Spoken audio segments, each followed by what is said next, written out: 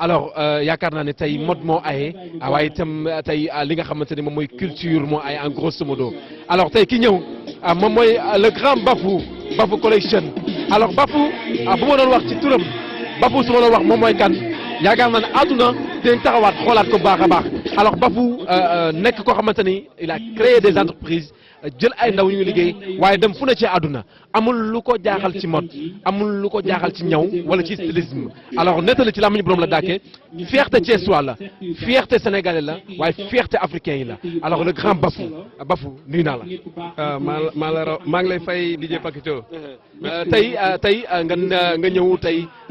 représenté tey Bafou ak ñi mu àndal ci li nga xamante ni moom mooy défilé bu mag bi nga xamante ni 10 ans de carrière qui se fait ici fi nga xamante mooy ci Mikeland bi ak NJ sa diggante ak NJ d'abord. DJ Pakito sama diggante ak NJ soo ma ci laajee dinaa si sawar a wax parce que NJ man ak moom suñu partenariat yàgg na quoi première édition wu événement wu NJ Pro laa ko assisté sentir projet bi quoi ouais depuis boobu ça fait quelques années laa ko wax NJ désormais Bafou Collection Couture et NJ Pro dañuy nekk en partenariat voilà ba léegi ñu taxawal ko quoi moo tax tey vraiment suñu réussir plateau bi man du ma bett quoi xëy na ñu bëri da leen di bett mais man du ma bett quoi voilà. donc Bafou Collection ñu gis liggéey bi ngay def mu nekk lu am solo lool lan nga gis tey ci li nga xamante ne moom mooy stylisme bi ak mode bi. vraiment mu ngi avancé bu baax a baax DJ. mu ngi avancé bu baax a baax parce que mën naa ne vers les années 2002 lañu commencé di def des défilés de mode Omoro Diambou ak BG Couture ak man ak madame de Vega ak quelques stylistes Jo Art bi toog Jo Mansour la ñu commencé di teg ay défilés de mode à Thiès.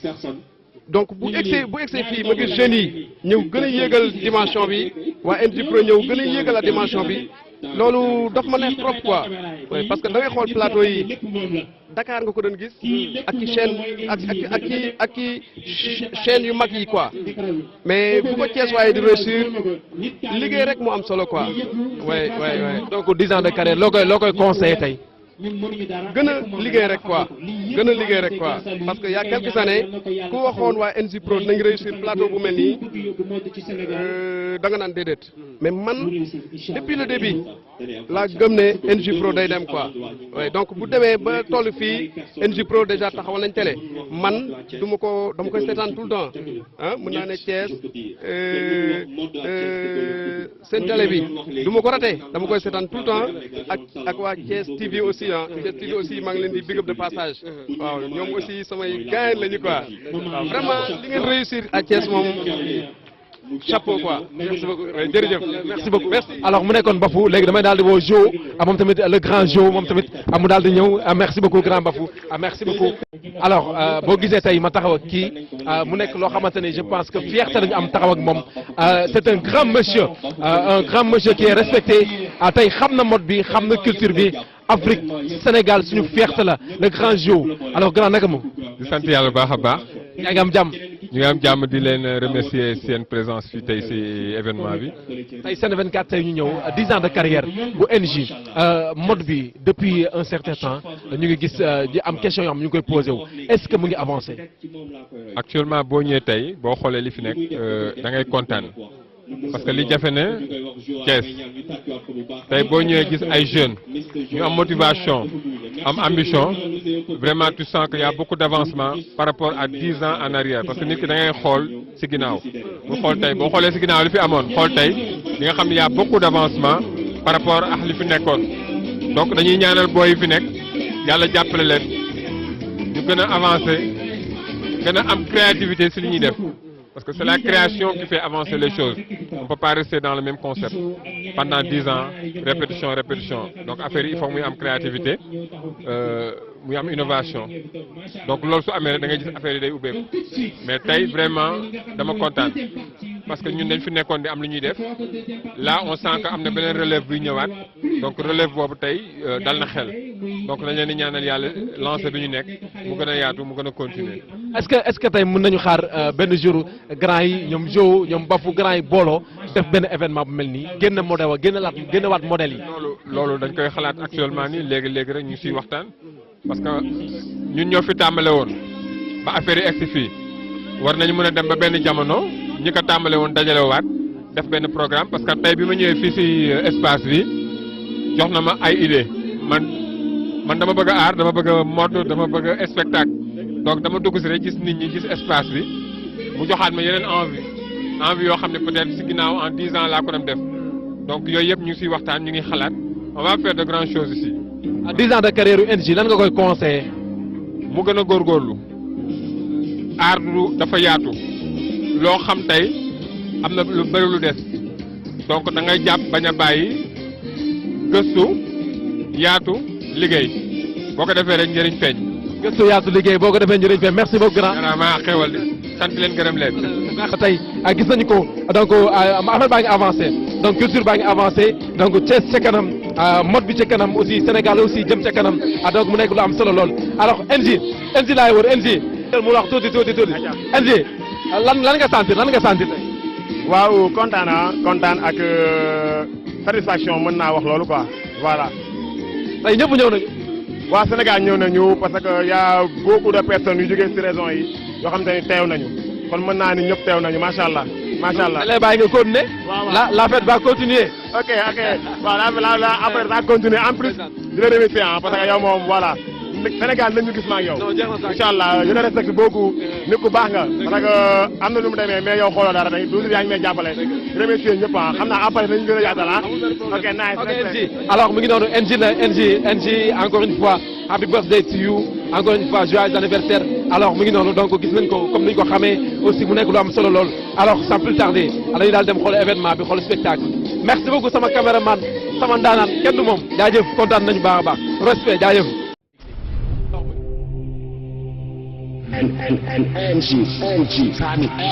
comme ni ma leen ko waxee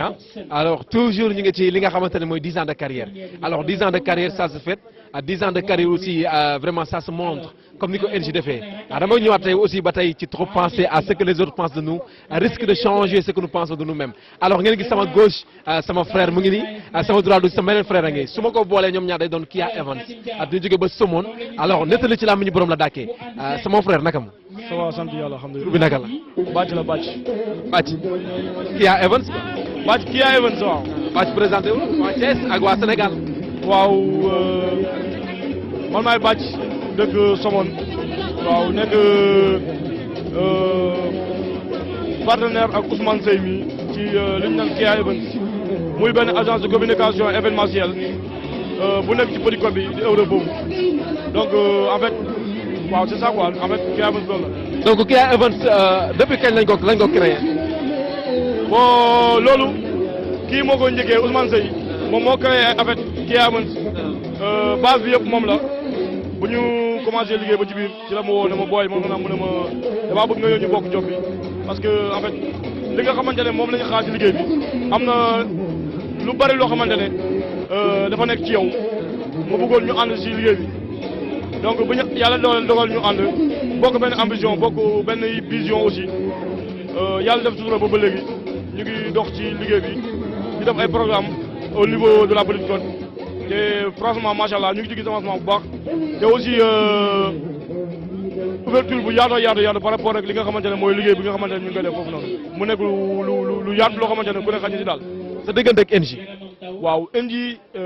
yàlla dafa def mu nekk nit koo xamante ne. waaw li ñu boole sax ñun xamuñu ko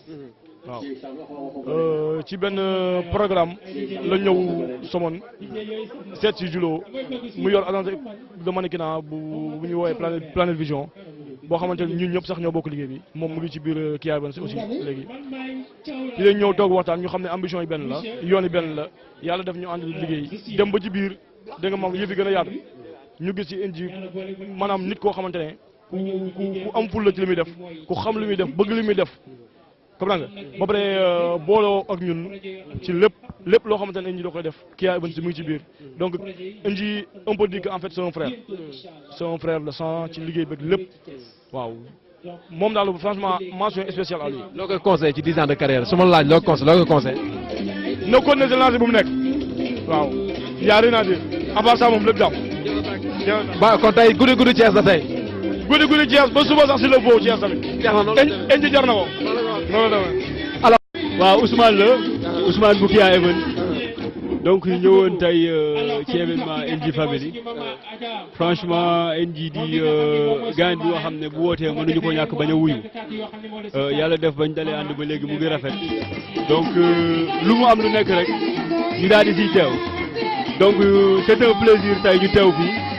et ñu ngi koy encouragé di ko féliciter également par rapport ak liggéey bi nga xam ne nii mu ngi koy def fii di Thiès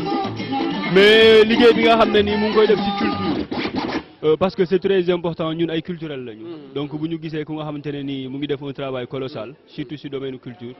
duñu def lu dul féliciter ko donc apprécier liggéey bi nga xamante ne nii moom lay def donc ñun moom franchement en tant que acteur culturel en tant que représentant wu Kia Events man ak sama waa ji Bàcci Jaw donc mënuñu daal lu dul kontaan ci teewaay ci suñu teewaay Thiès mënuñu lu dul kontaan ci liggéey bi parce que gis nañ ne waaw macha allah rafet na waaw am na solo Kia Events waaw gis nga waaw Kia Events nag benn structure de communication événementielle et de management donc bu ñu waxee structure de communication événementielle et de management comme son nom l'indique donc lépp lu nga xamante ne nii ci wàllu événement la bu mu mën a doon rek donc Kia Events daf koy def donc management bi lu jëm ci wàllu manager ay artistes ñu nga xamante ne nii ñu ngi ci domaine boobu loolu Kia Events daf koy def donc Kia Events nag mu ngi nekk Somone la nekk di yëngatu ci lépp luy événement mais en même temps di yëngatu ci li nga xamante ne nii mooy ay sérigraphie infographie donc comme li ñu koy wax rek dafa dajale les métiers de l'avenir mu doon lu nga xamante ne ni tey mën naa wax ni lépp la boole lépp luy communication que ça soit visuel que ça soit écrit et tout ça Kia Events loolu yëpp la boole donc ci biir Kia Events am na agence de mannequinat en même temps mais ci biir Kia Events am na ay présentateurs ci biir Kia Events am na ay sérigraphe am na ay infographe am na ay photographe tu vois un peu donc loolu yëpp daal la boole Kia Events day def sax location matériel donc boo soxlawee matériel sax boo ñëwee boo ko luyee sono mu jox la chaise bâche mu jox la boo ko liggéeyloo t-shirt it mu jox la donc loolu yëpp daal macha allah yàlla def na ñu ngi koy développé fële au sein de la Petite Côte donc NJ nag mu doon ku nga xamante ne nii fii la nekk ñu nekk fële donc mu doon sotti seex def si donc li Olof Ndiaye di wax naan ñaan ñi bokk ki ñoo mën a ànd donc loolu moo ñu boole ak moom en fin de compte loolu moo ñu boole ak moom parce que nous sommes sur la même longueur d'onde fa ñuy dawee moom foofu lay dawee moo tax bi ñu commencé bi di ànd mu yomb boobu ba léegi donc suñu borom mu ngi ci def sutura daal ñu ngi koy ñaanal yàlla mu àggaleeg jàmm rek waaw 10 ans de carrière ça se fait. ku nekk xam na ne damay wax ne liggéey boo gis rek dafay laaj mën nañu wax ne dafay laaj rémunération lii sax du fay bi parce que li des suñu kanam moo ëpp mais mën nañu wax ne boo defee fukki at ci métier dafay baax nag nga wan nit ñi ne yaa ngi doon liggéey lii dafay baax nga wan ne li nga doon liggéey yëpp ci at mi parce que yoon bi gudd na métti na ñun xam nañ ci dara métti na bien vrai que defaguñu 10 ans mais xam nañ ne métti na donc kon bu defee lii tey dañuy wax ne jomb ko donc mérite la du chance donc di ko ñaanal yàlla rek mu defal ko jàmm may ko mu àggaleeg jàmm comme li may wax parce que c'est très important yàlla may ko mu àggaleeg jàmm parce que bari na ku départé àggoo donc yàlla na ko yàlla may moom mu bañ a bokk ci ñooñu mu àgg ak jàmm parce que ku baax la. waaw tey guddi Thiès wala guddi Somone. non tey nag guddi Thiès tey moom waa Thiès ñooñu moom ma. tey waa Thiès day neex day. non tey Thiès day neex ba suba ñu doon dellu Somone dañ leen invité day parce que anniversaire bi day continuer. nga piqué ba mu neex. kon baax na ñun ñu ngi yéen fi mu toll nii yéen a ñu moom. alors mu ngi noonu donc gis nga ko waa Kia Events la ce sont nos frères mu nekk loo xamante ne lu am solo la donc wax naa la ko ñaar ñi nga xamante ne ñoo bokk mbalka ñoo mën a ànd moo tax itam gis nga ko ñu jógee ba Mbour jógee ba Somone ñëw fekk seen frère NJ mu nekk lu am solo 10 ans de carrière ça se fait merci beaucoup encore une fois merci beaucoup NJ léppay baax jaajëf.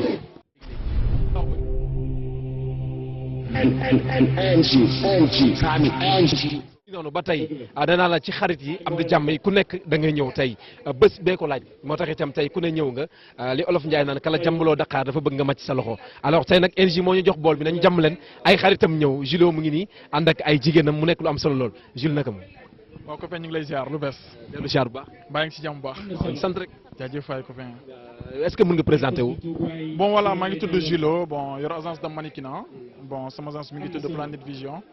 bon ñu ngi basé wu Somone hôtel J'aime le Sénégal. Inji nag dafa nekk suñu copain bi nga xam ne bon franchement suñu copain la mun naa ne événement yëpp bon tout le temps dañuy ñëw jàppale ko ci ba mu jeex tàkk kii sama élève la mi ngi tudd Ayou kii mi ngi tudd Chacha bon voilà xaaral ma bàyyi la ñu présenté wu ñoom. alors. ça va.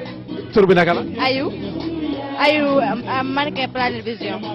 alors lan nga mën a wax tey ci li nga xamante ne mooy agence bi nga ne parce que gis nañ taay bi gis nañu li nga xamante ne moom mooy présidence ak sourire bi yaakaar naa ne am na ci solo.